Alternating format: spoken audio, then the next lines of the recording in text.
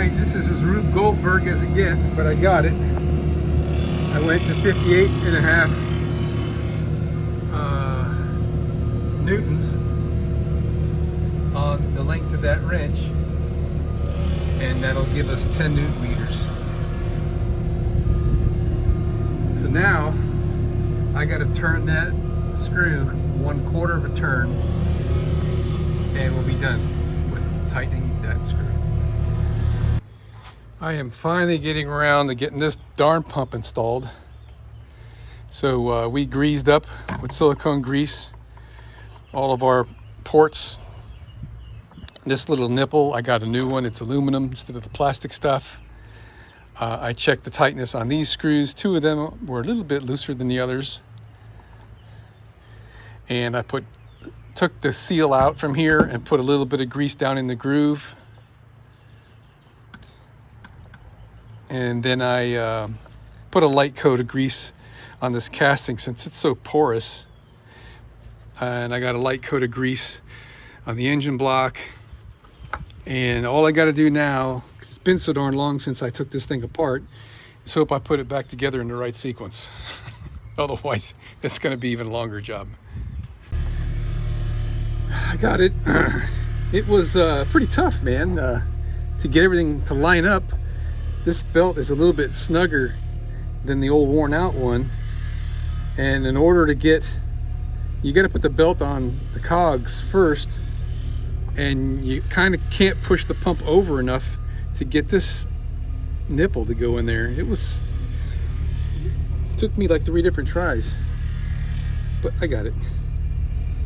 So the pump came with new screws, but they don't look quite as heavy duty as the original Volkswagen ones, so I cleaned these up with a thread dye, and these had blue Loctite on them. So I'm going to do the same, and then we're going to tighten them to 9 newton meters. And there's a sequence: 1, 2, 3, 4, 5. 9 newton meters. Hello, it's Thursday, February 13th, 2025. And it looks like today's the day that this thing's going to be making some smoke, as they say in the old days. Everything's installed in this plumbing down here. All these small lines fully installed with all the clamps. The circulation, after run circulation pump is connected electrically and with the hoses. These are new hoses down here, by the way. I've got these just on without the clamps for now, because that's easy enough to do later. All my injectors are in and they're done dry.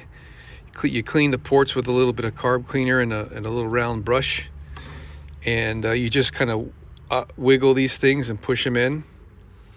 And you got to be real careful that they're actually down in the slots down here, and that these rings all look the same distance from this surface. Last night when I was done, I thought I had them all in, and this morning 2 of them were not all the way down, and that would be catastrophic if that happened, because when you bolt the manifold on, it pushes on these, and if these are not seated, you can break the damn intake manifold. I'm putting silicone grease on all the female connectors, the female side of the connectors, so that when you plug these in, the silicone seal in there will do a better job of sealing and be a little easier to push on and off. I'm ready to put the intake on now, I guess. You know, this is a job that certainly, it's a lot easier once you've done it once, because I'm feeling a lot better about this. It's actually not as hard as it seemed before I got started. We're going to have all this plumbing, the final plumbing, done after the intake manifold. There's 2 radiator hoses that hook up to the pump here, and they just snap on, and then the throttle body down here, I think all that will be readily available from the underneath side. So here we go, putting it all together.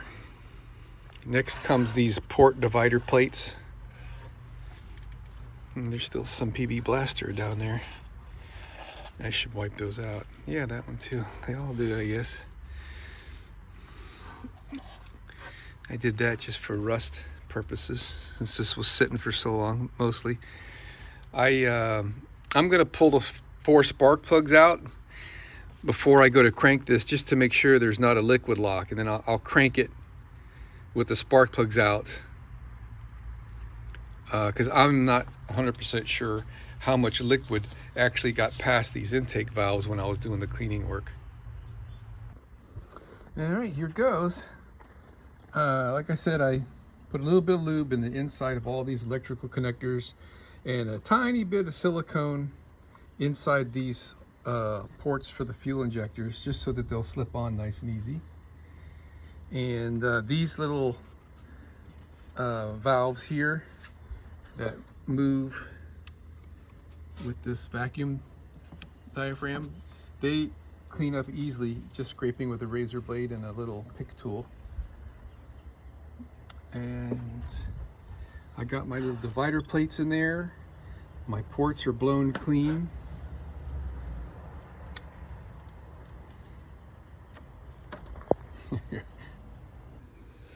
All right, I'm kind of propped up on the 2 studs right there. And I got my fuel pressure sensor plugged in and waited till I heard it click. And this sensor here for the variable port geometry, whatever you call those things. And we're gonna lower down, and I gotta snap this guy into holes here. And I guess that's about it. All right, so something I just thought I should do. The last thing I did before getting this fully into place, actually I had it in place and pulled it back out again, is there's 2 of these screws for the center 2 on the bottom. I put them in the holes on the manifold first, so now we can push this down onto the fuel injectors like that. And it's kind of tough, they're tight on there. And so now we can put this here. Oopsie, got to get this line nut down there. There we are. Guess we should get this started before we get anything mounted permanently tight. And then we can put these screws in here. And I think these are 9 Newton meters. I'm gonna have to double check. Come on, dang it. There you go. Well, that was completely uneventful. I snugged these up very gradually, kind of an inside out crisscross pattern by hand with this. And it started squeezing the seal down. I could feel it giving. And when I got as tight as I can go by hand, then I went to about half or a third, I guess, of the torque, which is 80 inch-pounds, 9 Newton meters.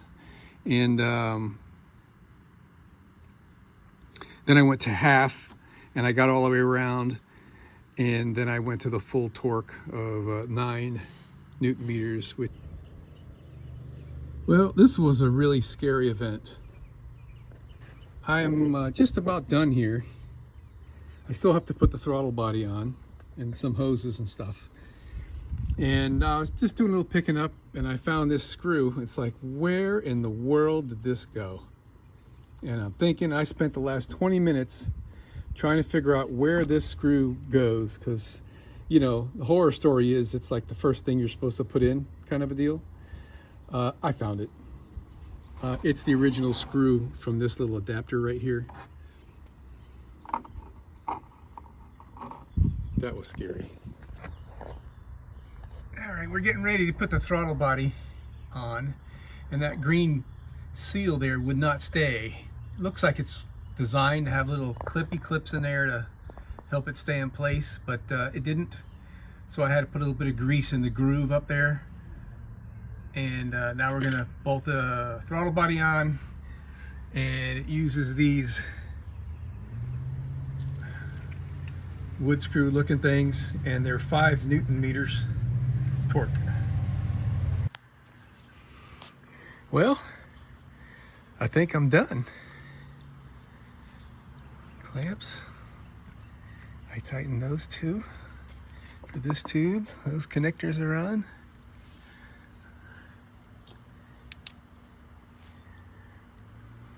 Took me a while to find one of the connectors.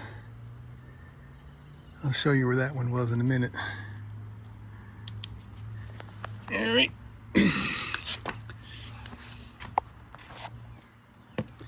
Here's this guy right here. I had this wire with the connector on it. I couldn't figure out where it went, but I got it now. Got my tie wraps back on here. Okay.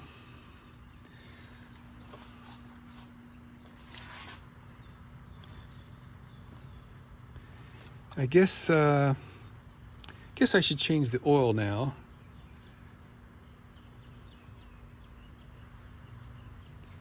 I don't think there's any reason for me to not. And we'll pull the spark plugs out and run it with the starter for a second. Make sure that there's no liquid that needs to be blown out. It's showtime. New oil filter, fresh oil. And I just filled that with water. It's about half full. We're going to do a flush on the cooling system, so I'm not worried about the water, but when I do get down to brass tacks over here with the final touches, we're gonna just flush it with bottled water. Okay. Spark plugs are out, so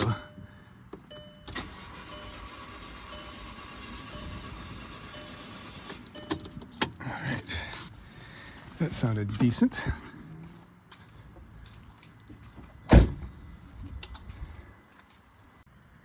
It's showtime. Let's see if she starts up.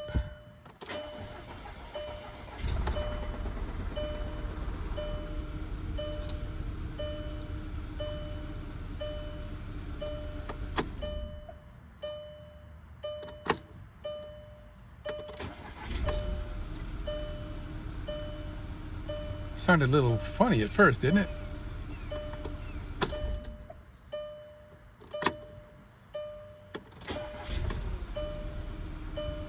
Okay.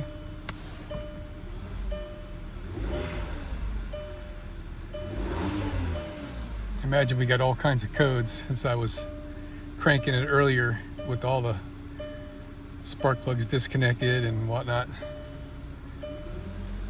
It's running nice and smooth. It's never run this smooth when it was first started up cold. I say never. It's, you know, for the last 50,000 miles, I think.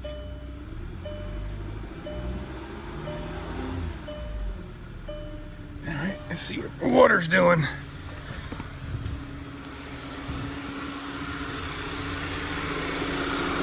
Gonna have to add some more.